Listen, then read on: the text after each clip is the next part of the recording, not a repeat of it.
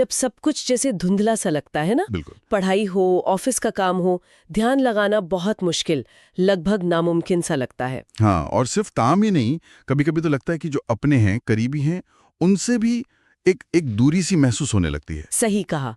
तो आज हम इसी स्क्रिप्ट की थोड़ी गहराई में उतरेंगे, ये समझने की कोशिश करेंगे कि स्क्रिप्ट के हिसाब से इस भारीपन के बीच भी अपना फोकस, अपनी एकाग्रता, जिसे स्क्रिप्ट ध्यान कह रही है, उसे कैसे संभाला जाए। जी, और क्या ये वाकई मुमकिन है?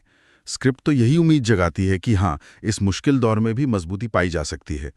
मतलब उसका जो सेंट्रल आइडिया है वो यही है, मुश्किल वक्त में भी खुद को संभालना मुमकिन है। ये सुनने में ही काफी ताकत देने वाली बात लगती है, खासकर तब जब सच में सब बिखरा हुआ सा लगे। हाँ, वीडियो स्क्रिप्ट में एक बात और है जो मुझे दिलचस्प लगी कि कुछ लोग होते हैं जो इस अंदरूनी उथल-पुथल के बावजूद किसी न किसी तरह लगे रहते हैं। हाँ, अपना काम करते रहते हैं, फोकस बनाए रखते हैं। ये कैसे होता होगा? इसी से जुड़ा वो रूपक भी है शायद, वो पेड़ वाला। हाँ, बिल्कुल।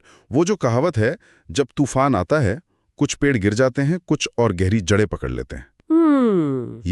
ये रूपक सिर्फ टिके रहने की बात नहीं करता, ये शायद इस तरफ इशारा करता है कि मुश्किल समय हमें अपनी जड़ों को, अपनी बुनियाद को देखने का, शायद उसे मजबूत करने का एक मौका देता है। जड़ें मतलब क्या हो सकती हैं जड़ें?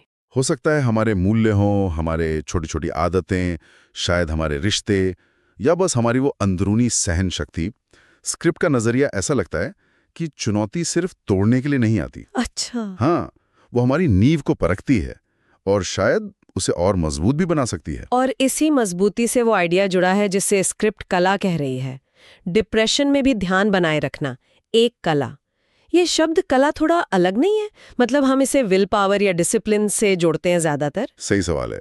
कला कहने का शायद मतलब ये है कि ये कोई मैकेनिकल प्रोसेस नहीं है, कोई स्विच नहीं है कि दबाया और फोकस ऑन हो गया। हाँ। कला की तरह इसमें भी शायद अभ्यास चाहिए, अपने मन के उतार चढ़ाव को समझना पड़ता है, एक तरह की सेल्फ अवेयरनेस, और शायद थोड़ी क्रिएटिविटी भी, ये खोजने में कि मेरे लिए क्या काम करता है। हर किसी के लिए एक ही तरीका नहीं होगा, ये सिर्फ दांत बींच कर लगे रहना नहीं है, शायद उससे कुछ ज्यादा सटल है, ज्यादा पर्सनल है। तो मतलब ये कला सीखी जा सकती है? स्क्रिप्ट तो यही कहती है। और उसके लिए जो तरीके बताए हैं वो काफी सरल हैं, मतलब कोई बहुत जटिल मनोवैज्ञानिक तकनीकें नहीं हैं। नहीं, बिल्कुल नहीं। जैसे बस थोड़ी देर गहरी सांसें लेना, हाँ, या अपनी पसंद का कोई हल्का फुल्का काम कर लेना, जी किसी भरोसेमंद इंसान से बात करना, जी। या बस थोड़ी देर बाहर हवा में टहलाना।